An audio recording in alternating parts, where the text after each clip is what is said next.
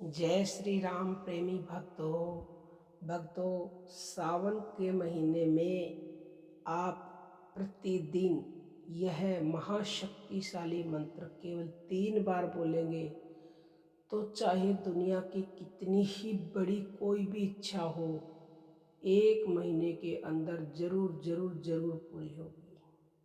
सबसे पहले तो ये समझ लीजिए कि सावन का महीना भगवान शिव जी को समर्पित है। बहुत ही प्रिय महीना है भगवान शिव जी का।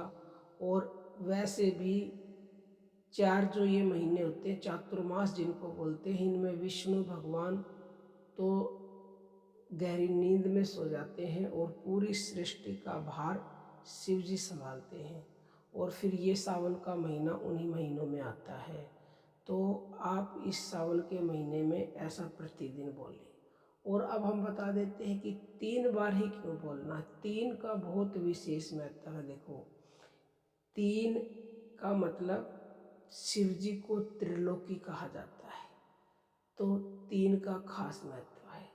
शिव जी के पास त्रिशूल है, त्रिशूल में 3 पंखुड़ियाँ होती हैं। शिव जी के ऊपर जो बेलपत्र चढ़ाया जाता है उस बेलपत्र में 3 पत्ते हैं। वो तीनों पत्ते रजोगुण, सतोगुण और तमोगुण को दिखाते हैं। और 3 ही ब्रह्मा विष्णु महेश हैं। तो 3 का विशेष विशेष विशेष महत्व है। और 3 ही जो शिवलिंग होता है, शिवलिंग के ऊपर 3 लाइनें होती हैं, तो 3 का महत्व है। इसीलिए हमने बोला कि 3 बार बोलना है। तो 3 बार आप बोलेंगे तो शिव जी बहुत ही प्रसन्न होंगे। सुबह ब्रह्म मुहूर्त में आपको पूरे सावन के महीने तो कम से कम उठना ही है। वैसे तो हमेशा उठना चाहिए, पर सावन के महीने में तो ज़रूर उठे। और ब्रह्म मुहूर्त का टाइम है 3 से 5 बजे तक। तो जब भी आपकी आंखें खुले तो उठ करके नहाने धोने की कोई ज़रूरत नहीं है, बाद में नहा लेना। और कोई नहाना चाहता है तो नहा भी सकता है, नहीं तो आप उठ करके लेटे लेटे बोलना चाहते तो लेटे लेटे बोल लो, नहीं तो उठ करके सीधा बैठ जाए और सीधा बैठ करके इस मंत्र को बोलना है।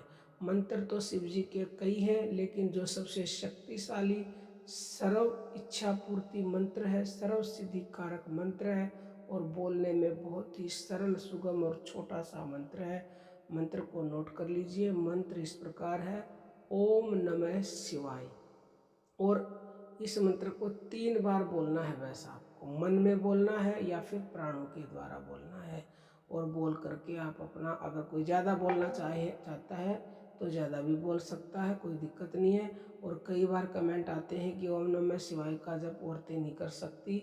निश्चित ही औरतें कर सकती हैं। हर भगवान के नाम पर सबका समान रूप से अधिकार है। तो आप निश्चिंत होकर करें, किसी प्रकार की कोई हानि नहीं होगी, लाभ ही लाभ होगा।